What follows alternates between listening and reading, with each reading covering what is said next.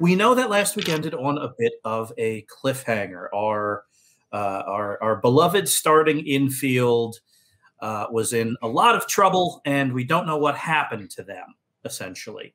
So that probably is going to come up. But all of this is unknown to Stanley, Foxpix, and Kit. Where are you all currently? You're all together, but where are you currently? Tufts. We're on Tufts campus. Gotcha. Are you in Stanley Handsomepants' hideout? Yes, we are. Mm-hmm. All right. So, Stanley Handsomepants, you have one heck of a secret base built into the Edward R. Morrow Center for Digital World in the Gin Library on the Tufts University campus in Medford, Massachusetts.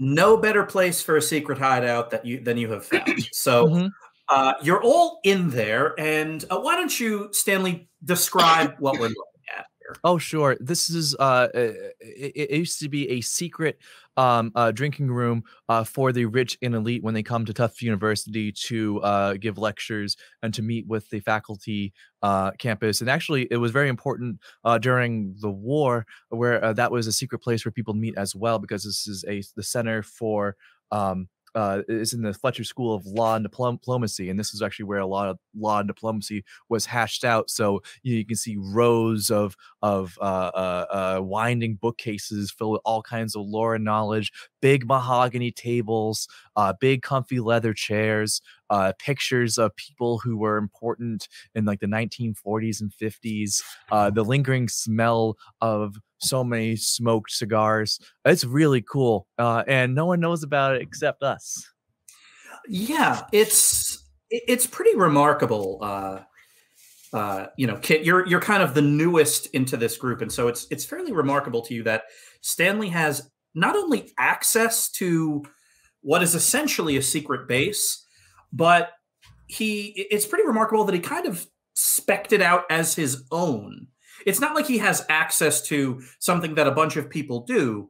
You essentially have a secret base with a secret door that only you know about, and you have brought your teammates here. And so you're all kind of in here right now. And what is it that you're doing? Why are you all here? I think we're playing a role-playing game, right? Yeah, they all invited me to play a game. I've never played before, but the dice are shaped weird, and I'm supposed to call myself Zibby McLuhan. Yeah, you are a deep forest elf ranger, and it's very important. You come from a long line of McLuhans. Mm-hmm. Okay. Mm-hmm. Sure. Right. So the four of you are gathered around a table, amidst tapestries and books and all of Stanley's stuff. Who's? I'm gonna say I have a whiskey decanter filled with apple juice, like good apple juice, that I'm like pouring into tumblers for everyone. Thank you. Really setting the stage for kind of an evening of role playing games. So who is the game master here? I'm the game master. Gotcha. So only Fox is allowed to be the game master. Yeah, we tried other people. It doesn't work. So Fox, you are leading them on an adventure. Take it away. You're standing at the tavern, looking at all of the patrons. You know that your mission is that one of those patrons holds the secret, the key, the location to the dungeon. You must find that tavern patron. What do you do? What are our choices? Yeah, what are our choices? You can... you're supposed to role play. Come on, Stanley. Come on. Sorry. I think that I'm going to walk up to the barkeep. You hear that? Barkeep. It sounds cool. Oh, it's so medieval. I love it. I'm really entrenched in this lore. And I say to the barkeep, pour me your finest apple juice. Stanley, pour. Stanley, okay, I guess I will. No, I mean, okay. So Thank you. I'm the bar patron now, and boards the catcher, and then Stanley, you pour a drink. It'll be like an immersion thing, right? Yeah, this is great. Okay, I'm gonna stand up on a table and say, "Who in here knows where the dungeon is?" That's the wrong move. No. That was bold. Wow, I really like it. I stand on a table too. Okay, fine. I literally throw my apple juice all over the closest table. Yeah, I start kicking cups off the table, and I yell, "You better show me where the dungeon is, or I'm going to use my scimitar." Fine. The golem in the corner stands up. He's taller than you would expect, but not the tallest you've ever seen. He's got burns all over his flesh. He turns around and says, "Yes, it is I." Ooh. What now, Kit? What do you Me? do now? Yes, you're the one who got their attention in the first place. I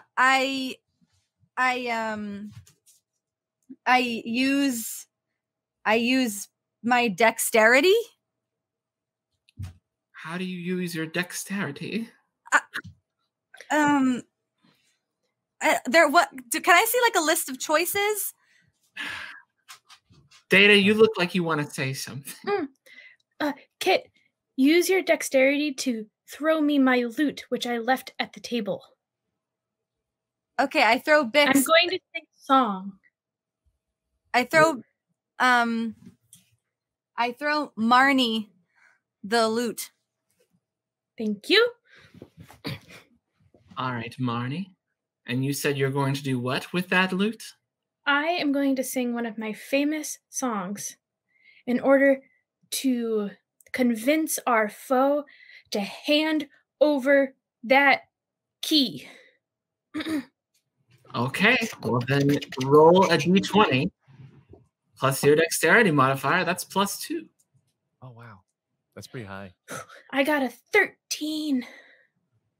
That's just enough. I'll be the golem. Yes, sing a song.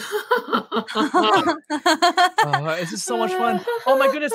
Golem, give us what we seek. I'm sorry to interrupt. It's us 1:30. We're gonna be late for practice.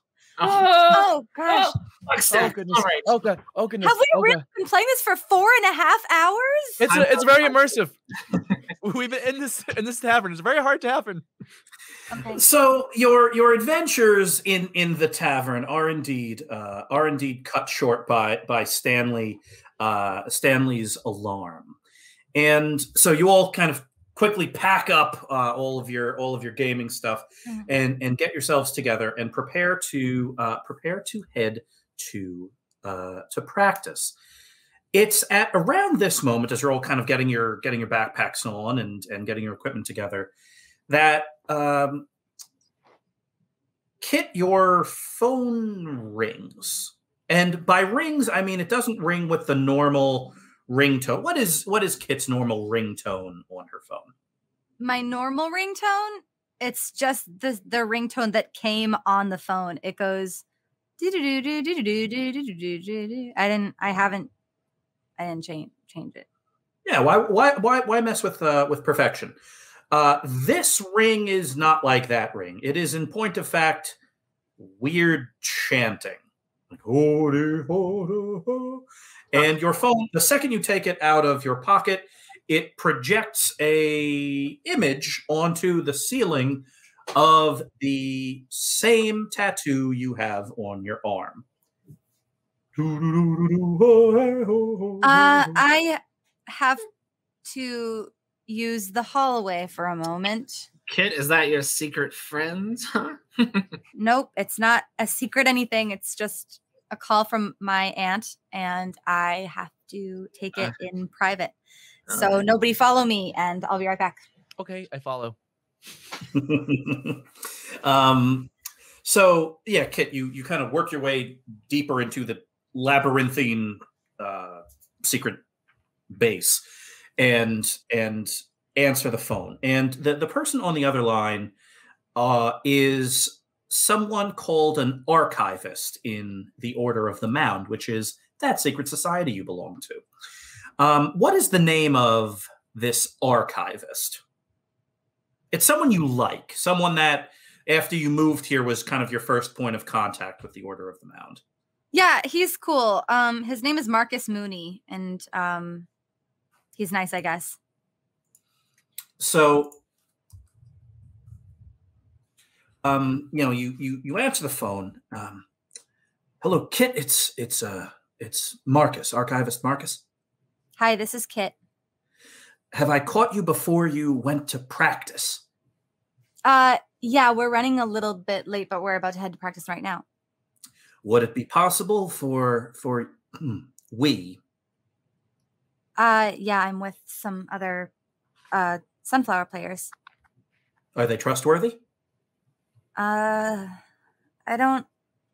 think yeah, yes, I think so. Good. Well, it's time for your first mission for the Order. Already? I mean, yes, I'm ready for my mission. Good. Now normally we would send along someone very experienced that has been on many missions for the Order before. It's not right. All too for traditional to send merely an initiate on a mission, but this is something that would likely impact you and your Sunflowers teammates in a way that makes you the perfect choice for this job. Okay, well, whatever needs doing, I'll do it. Good. Okay. 2 of our members, Mary and Martha, have gotten into some kind of tussle with 4 members of the Somerville Sunflowers. Wait, is that, sorry, Mary and Martha, like the like Salem ones? Like the Yes, Salem? The Salem faction, yes, indeed. Okay, aren't they like crazy powerful? Yes, they are. Okay, continue, please. This is just an exploration mission. They are very powerful, but there was some kind of disturbance, some kind of magical disturbance at the Somerville Armory. And it appears that 4 of your teammates, Morgan, Mindy, Darby, and Zlobs, went to investigate. And, well, that's kind of when we lost contact with everyone. Mary, Martha, and the 4 Sunflowers. So there are potentially 6 missing people that might be at the center of some kind of large magical mishap. So what we need you to do is go to the armory and investigate. Okay, can do. Should I go alone or should I bring help? Well, you said they're trustworthy, and hopefully these other Blittle Leaguers know how to and want to protect their own. Okay. Yeah, you can count on me. Kid, I know it may seem like we're asking you to divide your allegiances here. You are both a Blittle Leaguer and one of the youngest members of the Order of the Mound, but I have a feeling that in this instance, both organizations would do well to see that everyone involved in this whole dust-up is safely found and reclaimed from the unknown back into the known. Yeah. I understand. Okay. Good luck, Initiate Schmidt. Thank you. And your phone kind of turns off. Stanley, you heard most of that. Yeah, I'm standing on the shelf, like behind it in the aisle over, just like tangled up, like one arm in the ladder, like writing notes, all the stuff I heard Kit say. I didn't hear everything on the other side of the phone. Hi. Oh, I'm here. Yeah, Oh, I'm sorry for sneaking on you. that's okay. How's your aunt? My aunt is good. She wants me to pick up milk on the way home after Okay. practice. You don't have to lie to me. I can help you. I want to help you. You're a friend. I know you're new here, but you gotta learn to trust us. We care about you. We're Blittle Leaguers. We're not starters, but we're in the same team, and let's have your back. Okay. I fall off of the ladder. Ow, ow, ow, ow. Stanley, Yeah, I'm fine. are you okay? Yeah, I'm good. I just no, that's a little bit of blood. That's okay. What happened? I heard loud crashing. I fell again. Oh, okay. Hey, No surprise so, there. Thanks, Fox. I need everybody's help, if that's okay. If I'm allowed to ask that. Yes. Yeah, like help on like an assignment, like a history assignment. I'm good at that. No, I don't think so. We're here to help your secret friends, huh? Is that No, what it is? Yeah, no Is it? no secret friends. Just my aunt just called and she was like, "Hey, it's so weird. There was like something weird at the armory. Do y'all know that place?" Oh, the Somerville Armory. Yeah, Yeah. Lovely place. And do you know Mindy and Zlobs and Morgan and your face is lighting up. So Yeah, they're so cool. Oh my goodness, I love them so much. I have files on all of them. So all four of the Darby and Morgan and everybody, all of them, they the four of them are missing. Missing? So, yeah. Your aunt knows that? Yeah. She heard it from like sort of the town sort of is talking about it for some people, but not everyone. So don't talk about it. But anyway, they are like missing. And so we should head to the armory because someone was like, "Oh, was that them like at the armory?" So let's go. What were you talking about? Let's go. Yeah. Okay. So we're going to just like check out the armory. I'm not allowed to go back to the armory. Oh boy. Great. I'll give you a disguise then. A disguise? Wait, why isn't Fox allowed to go to the armory? Oh boy. I may have tried to change some weather at the armory. Oh. Yeah, if you ever drove by that really nice like white building and there's like why is there that huge scorch mark on like the outside of it? Yeah. That's yeah. Hello. That's kind of awesome. Thanks. So All how right. are we gonna get there? Bikes. How are you gonna get there? We took our bikes on campus, so we can just zoom there. Cool. All right. You go overland by bicycle, Mm-hmm. and the weather in Somerville today is crisp and cool and perfect Blittle League practice weather. But instead of heading to Longstalk Field, you are heading to the armory, and you're riding, and you turn onto Highland Ave, and as you're approaching the armory, there is what looks like a bit of a disturbance. You see flashing lights. You see some barricades up. I want one of you, whoever is feeling lucky, to roll 2d6 plus cool. We're never lucky, Serp.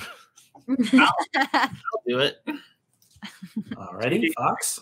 2d6 plus cool. 7. Ooh. Okay.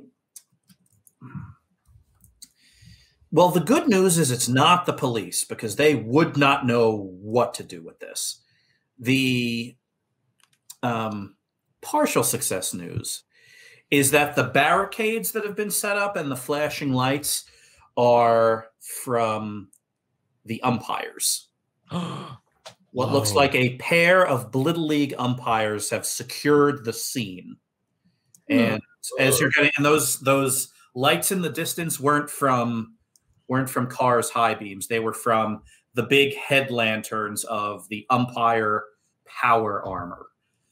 There are two of them, two umpires clad in, big thunderous power armor, walking around outside and kind of engaging in consultation with each other, and occasionally having, kind of a little box-shaped robot move barricades around to rope off the street. Goodness, those umpires are always so intimidating. Yeah, were the umpires intimidating in Phoenix? Yeah. Yeah. I mean, I think they're intimidating everywhere. In Phoenix, they have like these huge, like leather, like padding, and helmets. They look like they have like a face shield. Oh, that's cool. One of the umpires turns to you and kind of, because you're all on one side of the barricade, and she walks up on the other, and she kind of stops. She sees you all salute, and she kind of taps the side of her kind of helmet, and it springs open, and it's Umpire Singh, who is someone that has umpired a couple of your games. She is tough but fair. Hi, Umpire Singh. This is Stanley Handsomepants of the Somerville Sunflowers, reporting for duty. A tiny little green screen pops up in front of her eyes for a second. Outfield, shadow, sunflowers. Mm-hmm. Yeah. That would make you Stanley, Fox, Bix, and Kit. Right. If my schedules are right, and they always are, you should be going to practice. Yeah. We just had an errand to run first. I'd like to use my own my own machinery that I have to try to figure out the best way in and past the umpires. Sure. So, Bix, let's go ahead and have you roll to read a bad situation.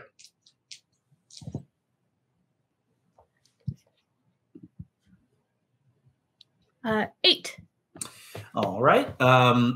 You can ask one question from the read a bad situation list, and I believe that is, what is the best way in? Yes. So there are really two ways in that you would surmise. And again, Bix, kind of all of the circuitry in your head is giving you telemetry data and starting to list out like kill points on the umpire. And terrifyingly, there are none. You can't kill umpires. But you look and you see kind of all various diagrams popping up in your field of vision. And it looks like there are two ways in.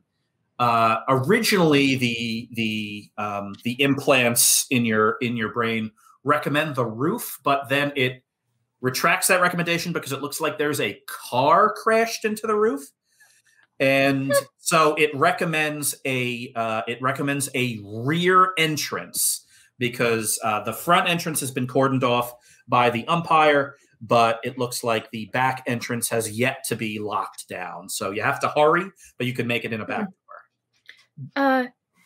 Excuse me, Umpire Singh. I seem to be having some issues with my arm, and I was hoping that you could do you have a toolkit and you could help me while my friends go to the back of the building that we came from? Do you have a toolkit? Yes. It's on my umpire's motorcycle. I'll be right back. And Umpire Singh kind of spins on her giant metal heels and kind of tromps over to the umpire's motorcycle, which is enormous and full of all kinds of stuff. And so Umpire Singh starts fishing out a toolkit. We have to get to the back of the building. Okay, got it. Break. Go. And you all sprint or ride at various speeds as a team to the back of the building. And yeah, there is a door back there, but it is locked. I think I can handle this one. Oh boy. What are you gonna do to the locked door? We should back up. Yeah, I back up. I'm going to use science, and I'm going to freeze it and then kick it. 2d6 plus cool. Oh, that's a good pun. 10. Okay. So Fox has on their person a collection of highly volatile chemicals and flasks, a portable Bunsen burner, all these things, and Fox kind of gets to work concocting this potion, and it comes together remarkably quickly. And so, Fox, you then kind of what's this potion look like, and how do you get it on the door? It looks invisible, and it comes in a little leather pouch. And I'm just gonna splash it. First, I'm gonna look at Bix. I'm gonna say, "Data, stand back." Honestly, a foot or two. I just want to see it though. Okay. Data. And I'm just gonna splash it, and it's not gonna look like anything at all until it freezes. Yeah, Fox tosses what is essentially an empty pouch at the door, but then all of a sudden the paint on it starts to change color and lighten, and then start to flake off, and eventually the door changes in composition. Essentially, it looks like it was put in an industrial freezer for about 10 years, all over the course of 5 seconds. And with a swift kick, Fox shatters it into ice cubes. Bingo. Well done. That was really awesome. Yeah, Fox is really cool. I know. And you all walk into the armory. We break and enter as a team. You break and enter as a team. And, well, there's good news and bad news in here. The good news is that this place is still structurally sound. You were, when, Kit, you heard that Mary and Martha, the Salem faction of your order, somehow gotten a dust-up with 4 starters from the Somerville Sunflowers. You expected it to look like a war zone in here. In point of fact, it's not. There's no big magical blast marks in the wall, nothing like that, aside from a couple of broken windows and what looks like a bunch of cat scratches at the bottom of the front door. Speaking of cats, place. I look. I think I see a cat over there underneath that cabinet. Yeah, a tiny little ginger cat who looks like he's pretty sleepy. I crawl under. I know it's Dusty. He gets covered in soot, just crawling under. It's like, excuse me. Do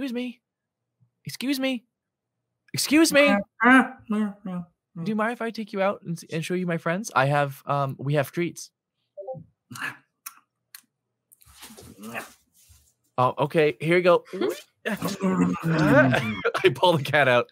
Yeah, and Stanley extracts from a dusty corner of the armory a 7-ish pound ginger kitty. I hold it up. What happened, little guy? Oh, here, Bix has a treat for you.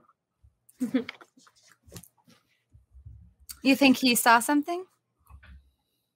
Probably. I don't know. I just like cats. Can I Okay, I've never done this before, but I've seen a spell done that allows people to talk to animals. Can I see if I can use magic to talk to this cat? 2d6 plus weird. Ooh. 11. Sorry, 10. 10. Okay. You have a total of 10 words. Now, this normally crosses the boundaries of like human speech. That's how you learned the spell from your order is, it's a spell that can break down borders. You can talk to any human being, any sentient life form. With cats, it's a little different. The connection isn't as strong. You have 10 words to ask, 10 words to use in talking to this cat. This cat will answer in as many words as the cat is able to muster, but you have 10. Okay. What happened here? Well, we had to come here because they called us, and then we got here, and then when we were all here, we didn't want to be here anymore, and so a lot of us left, but I decided to stay and sleep.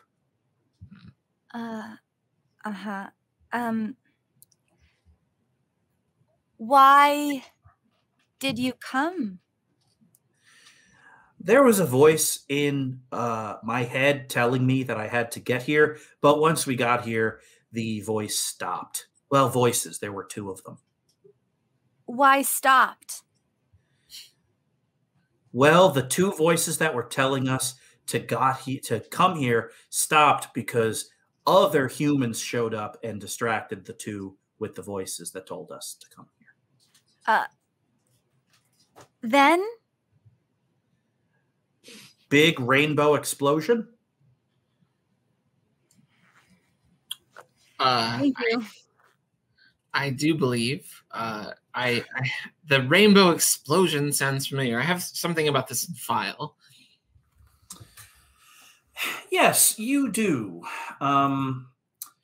Fox, you know this because you have a large and growing file on Darby O'Darcy, who is obviously the Sunflowers' starting shortstop and an angel.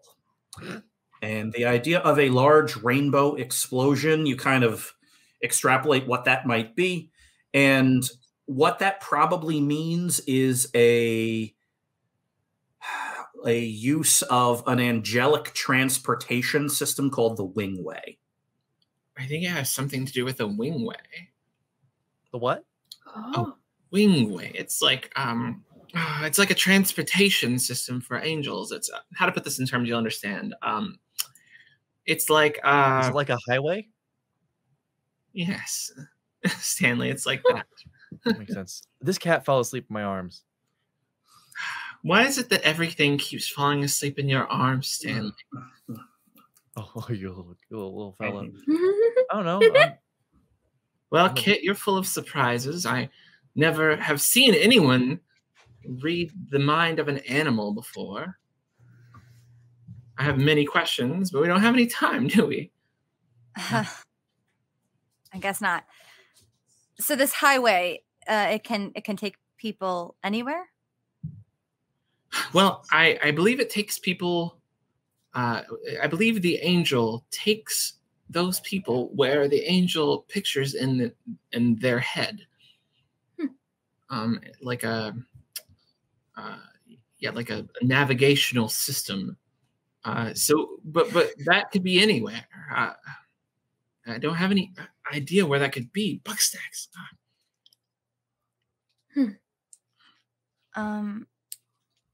Darby's the angel, right? Does anybody know Darby very well? I have a file. She's very intimidating. I try not to be around her because she's an angel. Fox, do you have a file on all the sunflowers? I do. I have a file on you, Kit. What does my file say? Wouldn't you like to know? Wait. What if we just go to Darby's house? Maybe there's something there that could help us. Does Darby have a house? That's a great idea. I think so. All right. Well, it says here, I do have a listed residence. We could at least go there and see if we could find something. I'm down. Okay. Good idea. Oh boy. I put the cat in my backpack. Sure. You all You all get back on your bikes, the 5 of you, 4 plus a cat, and start heading to Darby's listed address. Meanwhile, at Longstalk Field, Coach Martinez is looking at her clipboard and only has a little green check mark next to about half the names. Morgan, not here. Lisa Lemonwedge, here, Coach. And then a stand full of people start cheering. Salamander Scoot, here. Harper's Bazaar, here. Mindy Mathers, not here. Stanley Handsomepants, not here. Kitchen. Ha! And we cut back. So all of you are outside of Darby's listed residence, and for sake of expediency, you find a way in that doesn't damage anything, and are currently standing in Darby's room. Huh. I'm really good at sneaking into places. Darby's. Yeah. What do you want to do? I'm going to start collecting data, and I'm going to take a few things, and I'm going to put them in a little pouch. You're taking things? Yes. I mean, how often do I get to be in someone's room to collect data, kid? Doesn't it influence the data if you're taking things? Kind of like it influences the subject. Yeah, like when you observe something, that causes it to go a certain way, kind of like it is in mechanics of small things. Mechanics of small. Okay, I'm gonna look around picture frames, see if there are any places. We're looking for places, right? I don't know how to collect data, but I'll see. So many pictures. Okay. It's mostly, this room's mostly pictures. There are, and you tap a little bit into kind of the latent magic that's in you. It's almost like passive radar. And there are 3 pictures in here that are, that the frames are glowing. They're not really glowing, but they're glowing when you look at them. They have that tingle, like they're backlit very, very faintly. Yeah. And the 3 pictures are of the following. The historic Milk Row Cemetery in Somerville, Massachusetts. The House of 7 Gables in Salem, Massachusetts. And the Child Scouts Camp in the White Mountain National Forest in Vermont. Kit, I want you to roll 2d6. On a full success, on a 10 or higher, you all get to choose which of those 3 locations you're going to. Nice. On a 6 or less, I get to choose. Oh boy. On a 7 through 9, the audience gets to choose. A lot riding on this one. And that is going to be a 5. Oh boy. Enjoy, Game Master. Yeah. House of 7 Gables, Salem, Massachusetts. That's the scary one. That's the scary one. All right, I love Salem. Let's do this. We have to get to Salem. To Salem? Oh. Salem, Massachusetts, or Salem, New Hampshire? Salem, Massachusetts, like with all the witches. Okay, why are you getting mad at me? That's a good question. It's just, it feels obvious that considering. Oh, you don't. I'm sorry. We're operating on different. I forgot. So Mary and Martha, do you all know them? No. I have 2 files on them, yes. Okay, Mary and Martha. Mm-hmm. Witches from Salem. They're with them. I understood where you were coming from, Kit. Thank you. Yeah, Fox, as usual, is about 5 steps ahead, but that's that I forgot to mention that earlier. They're probably with some supremely powerful witches from Salem that were supposed to be locked up and escaped. Now we're all on the same page. Please don't tell anyone. If you would read any perplexion on my face, it was not the subject matter nor the location, but the means of travel. How are we going to get to Salem? Shadow. What if we augment our bikes to make them faster? I have a workshop in my secret place. Are we motors? Oh, and a lot more. Motorbikes. Back at the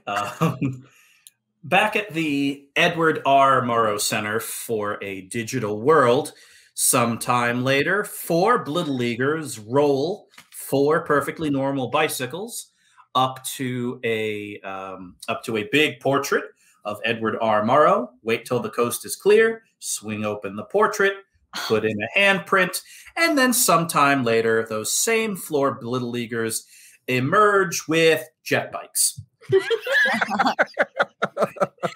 All right. And you shoot your way off to Salem.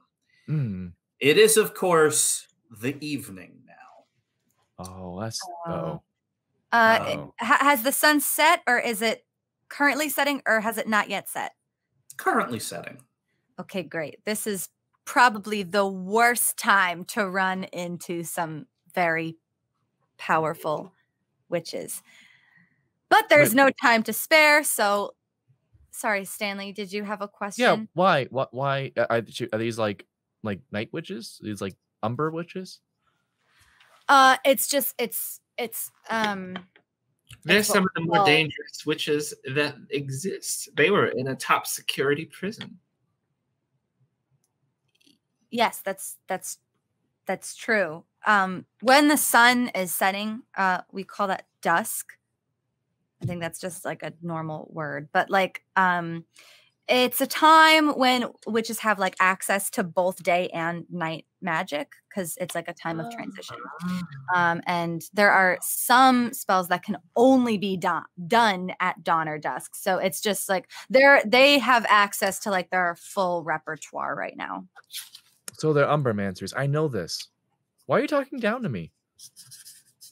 But that means that you also have full access to the full repertoire kit. Yeah. You talked to a cat. Oh, I still have the cat. Oh. Oh, I take out the cat. I zip it up. Oh, hi. Are you cool with hanging out with us? I forgot to ask you. Okay, I'll let you sleep. Okay, that's fine. Actually, what's the cat's name? What's the cat's name? I'm asking. Chat, can you please let us know what the name of this cat is? So as the chat decides on the name and by extension the fate of this little ginger cat, Felix Whiskers. Felix Whiskers it is. A lot of great names. As Felix, they're all good. They're all great. But we're going to go with Felix Whiskers. You ride up to, and it's one of those things where you're holding in your hand this framed picture of the house in Seven Gables, and you're holding it up, and as you take it down, there it is in front of you. The only difference between the picture and the house is that the house in real life is pulsing with magical energy. That's freaky. All right. I'm going to sneak up to a side window and try to see if I can use my special skull to get a little bit more information. Go for it. Before we go in. Yeah, just don't touch the house. Oh, right. Okay. Read a bad situation. 9. Okay. You can ask one question. Actually, I'll give you 2. Why not? 2 questions, including very your kind.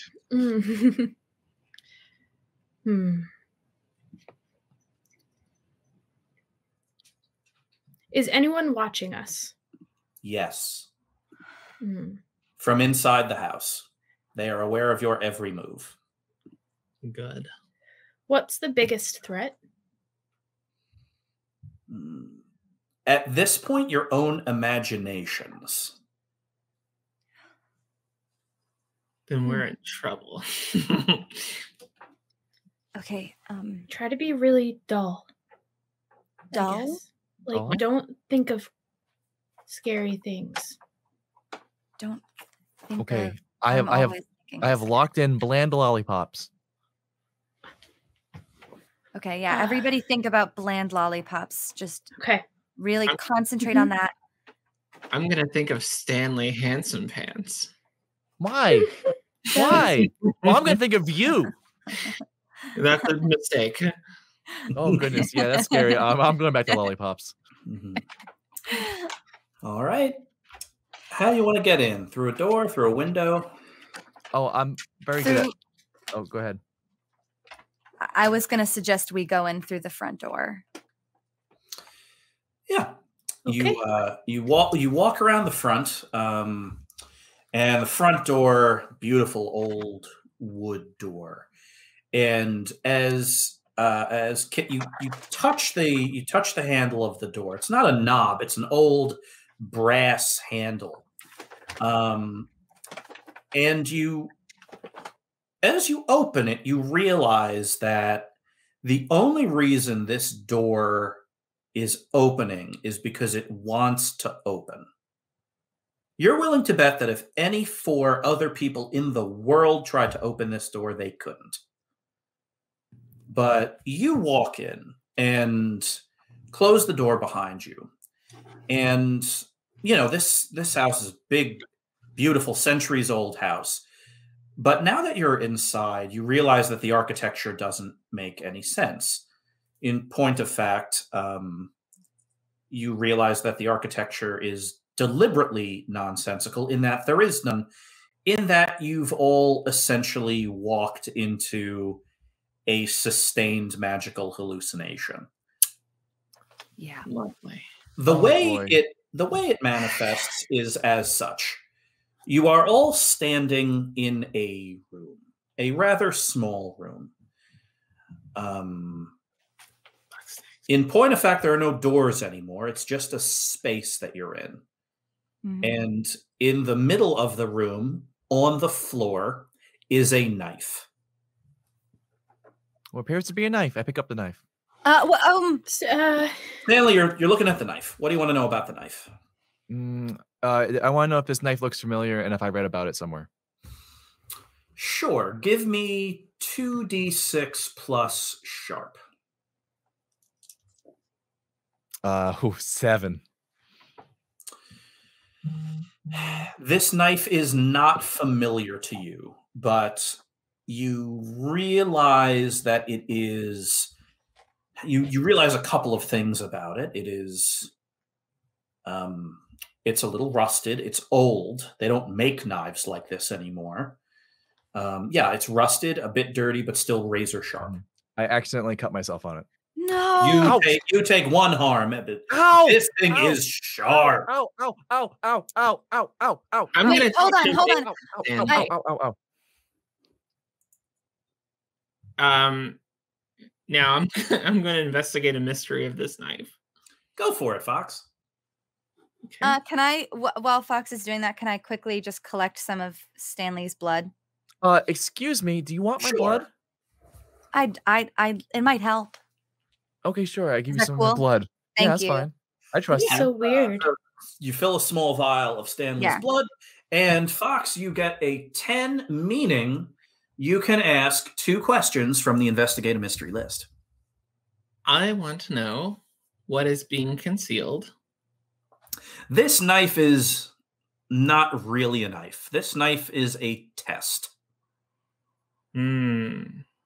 And what here is not what it seems. Well, I mean, everything.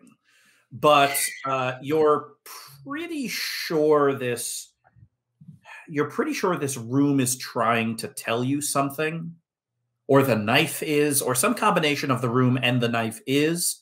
Mm-hmm. You just need to find a way to coax out this information. Okay. Can I try using Stanley's blood to make a sacrifice to the room itself? Absolutely, you can. What does that look like? Well, I'm gonna have all of us form a circle. Oh, do you need a ritual? I'm very good at rituals. That would be great, Stanley. Thank you. Yes, that would help. I have a whole backpack full of chalk and candles and Wow. bats wings. I'm very Oh my prepared. God. Where did you Okay. Cool. This is perfect. Yeah, this is exactly what I need. So I'll draw a circle with the chalk. I'll have us stand. There's only 4 of us, so we Felix. Yeah, we have Felix Whiskers. Yeah, Felix Whiskers. Could we set the cat in a 5th place around the circle? Mm-hmm. Yep, you have a prime number, very strong. Fantastic. Okay. Hey, Felix. Felix is now on his back and showing bellies, but still is a part of the ritual circle. That's fine. As long as he's on the chalk line. Is this a trap? I scratched the tummy. It wasn't fine at all. Oh, thank goodness. Okay, we're all in good spirits, which is always helpful. Okay, I'm going to have everybody, and Felix, if you can, this would, I forget, I'm not talking to the cat anymore. If we could all just visualize the room itself, that would be great. And I'm going to take the vial of blood. I just say a few words in Latin, and I'm going to drop the blood onto the knife in the center of the circle. Sure, you pour it all over the knife in the circle, and the ritual circle itself, the chalk starts to kind of fume and crackle, and a circle of words kind of springs from the ground around the knife, and it says, it's not Latin, it's an Order of the Mound cipher. One kit that you have like just taken to memorizing because it's part of something you had to study. Yeah. You can tell a lot about someone by handing them a knife.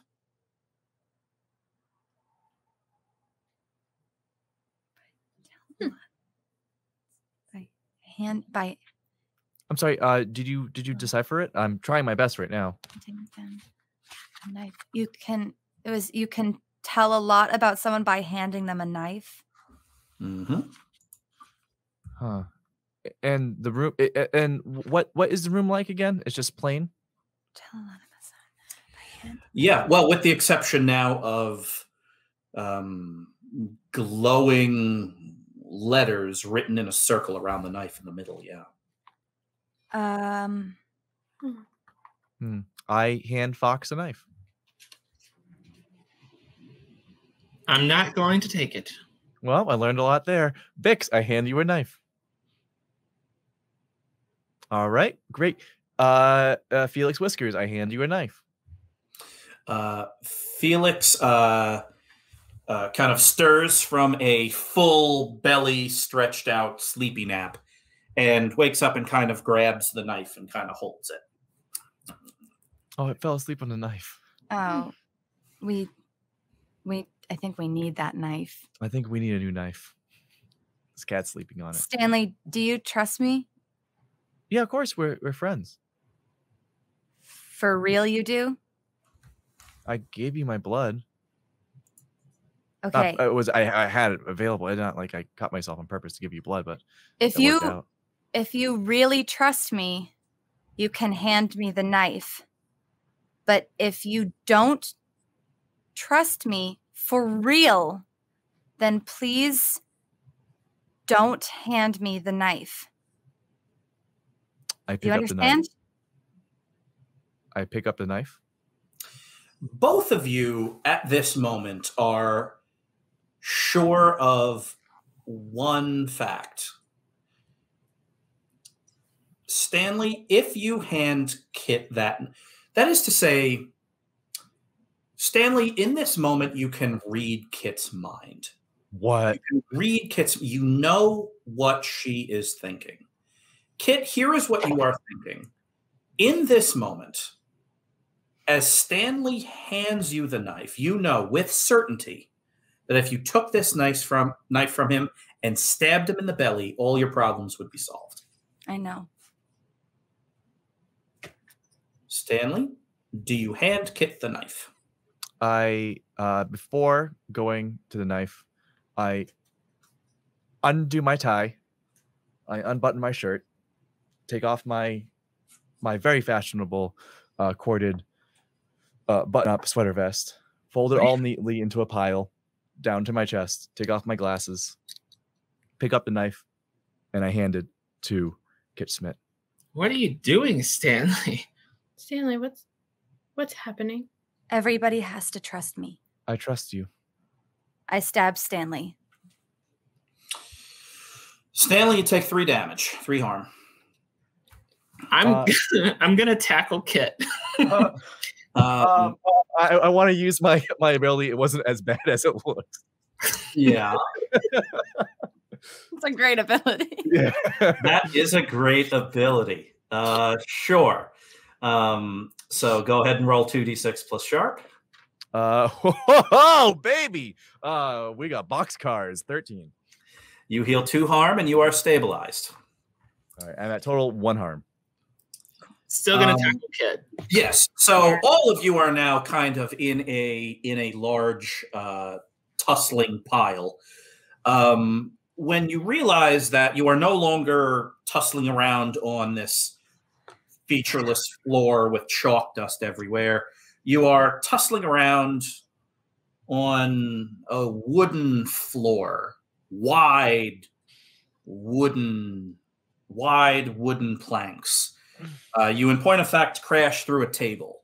Look, The music you're listening to stops, and the 4 of you stand up. Can you take out the knife, please? yeah, sorry. I take the knife out. Ow! Oh, boy. Don't worry, it's not as bad as it looks. I'm sorry for grabbing your hair, Kit. That's okay. I Marnie the bard takes the lute from her lips. What? And Zibby, the elven ranger, draws an arrow from her bow, or draws an arrow from her quiver and knocks it against the bowstring. You are in a fantasy tavern. What? Everyone has stopped moving and are about to watch Marnie and Zibby, the famed adventurers, kill the people that made a mess in here. Marnie looks at Zibby, Zibby looks at Marnie, and Marnie looks at all of you. Ah. So these 4 choose violence. Well, No. we can choose violence. And Marnie begins playing a war song. All right, you Everybody- are fighting your fantasy characters. Oh, boy. Oh, boy. I hope my fantasy character doesn't come busting in through the wall. Marnie is standing playing a lute that's filling this place with weird discordant music. Zibby is preparing to perforate you all with arrows. Who wants to go first? Can I shout into the void? It was at that moment that our heroes recognized that the players that played them, and they put down their bows and they put down their lutes. Are you monologuing, Fox? Yes. Zibby lowers her bow and looks at Marnie, and Marnie stops playing the lute. Wait, I go into my backpack and I take a D20 and I hand it to Fox. And it was at that moment that our heroes that the players that play them woke up from their delusion. And I roll the d20. What do you get? I have a d20 here if that helps. No, I have one. Okay. 6. Stanley Handsomepants, what's the name of your character? Well, I named it after Zlobs. So it's Zlobs the Brave. He's a barbarian and just absolutely ripped. Has a sword that's 9 feet long. Just wears a Speedo. made of fox fur. He has a little fox tail. The wall of the cavern is torn off.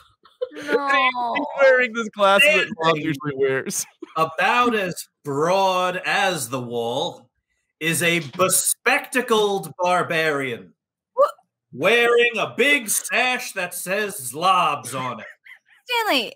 holding aloft a massive weapon and screaming loudly. Stanley, did you base your character off of Zlobin? I'm a very big fan. He's so cool. All right. Kit, jump on the table. Jump on the... You said that wasn't the right move earlier. I don't care what I said earlier. Do it. I jump on the table. Kit, you jump on the table. Bix, you step forward. What do you want to do? I would like.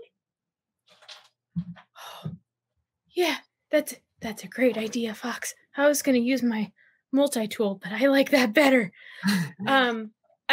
Since I don't have a loot, Marnie does. I start tapping on the table and singing my song. It goes, no violence, we are heroes. Everyone's on the very same side. We're not real and you're not real. Now open your eyes. 2d6 plus charm. I'm going to give you a -1 to this as well.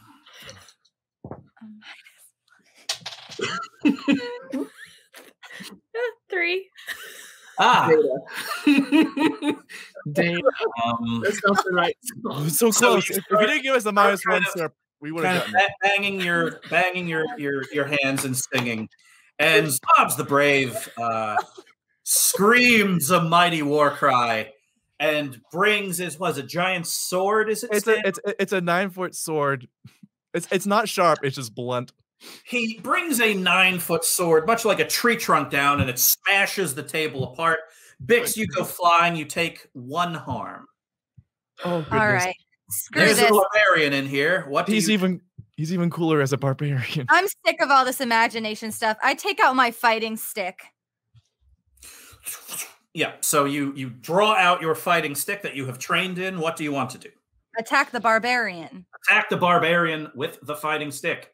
So roll to kick some butt. All right, and I'm using my ancient fighting arts. Yes, you are.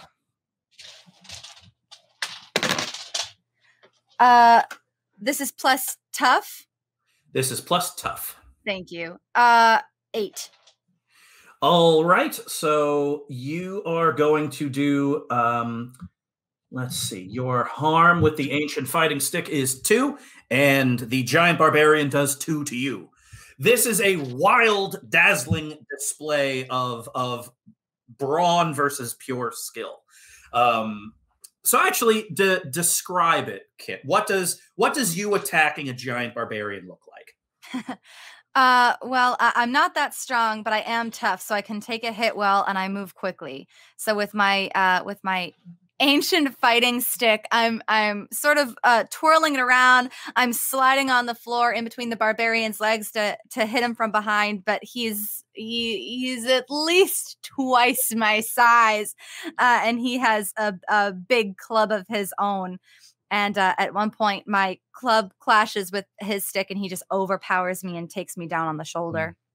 While this is all popping off, I go over to the barkeep, and I say, "Barkeep, Hey, we need the key to the dungeon, please."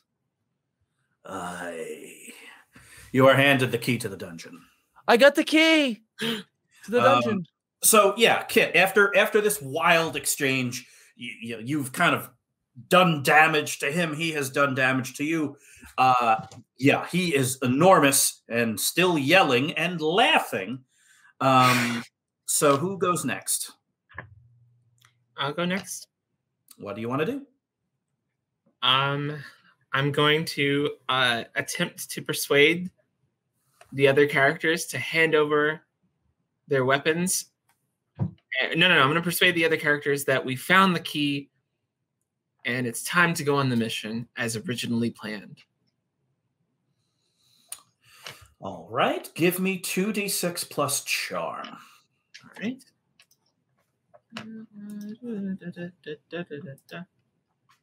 7. Okay. The way it works is this. Marnie and Zibby agree that it is time to leave. You make your case. Yes, time to travel. Yes. These violent youths will be an aid to us in our journeys. But unfortunately, Zlobs the Brave still hungers for blood. So what this means is you all can't leave until one of you proves to Zlobs the Brave that you are his equal in martial prowess. What that means is someone's got to hit him. I would like to use my multi-tool arm, and I want to use my defensive goo to show him that not only can we be stronger than him, but we can actually make him less effective. I love it. So roll. He does not have high dexterity. Roll to kick some butt. 10.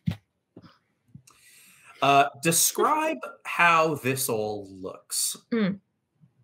So my multi-tool in my arm is in my right arm, and it sort of pops up, and there are different things that can go in it. It's sort of brass looking. And with the defensive goo, it just shoots out and it covers whatever I'm aiming at, and it's this bright yellow color. And when it surrounds something, it becomes really, really sticky. And then little flower petals start to pop up. And it looks very pretty. Yeah. So you get into firing position, you aim, you fire the defensive goo. It kind of, arcs through the air and, kind of covers this giant sword. And just as Zlobs rears back, it gets stuck in the roof. And the whole thing is stuck in the roof. While Zlobs is stuck in the roof, I'm going to whack him good with my fighting stick. Ah! No! I am... Do it again. Hit him again. I hit him again. No. It's fine. We must save our strength for the true enemy.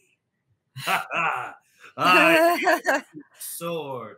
The sword is now stuck in the roof. He is no longer holding it, and it is just growing flowers like a lovely chandelier of flowers. Data, you surprised me. Zlobs the Brave pulls a table apart and is now wielding a giant chunk of table like a sword. And all of you, plus Marnie, plus Zibby, plus Zlobs, kind of walk forward and the tavern fades away. And you find yourself standing in front of this kind of big locked gate in the middle of this, this wrought, stone-hewn hallway. I take out the key. I put the key in the lock. Before I turn it, I look at Kit. We trust you. Do you trust us? Do you want to trundle as a team? And whatever is behind this door? We need to know. I wouldn't. I don't know if I can... I don't know if I can protect you from whatever's behind this. In fact, I probably can't. Can you promise one thing? Maybe. Can you promise you'll try? Yeah. That's all I can ask for. I unlock the door.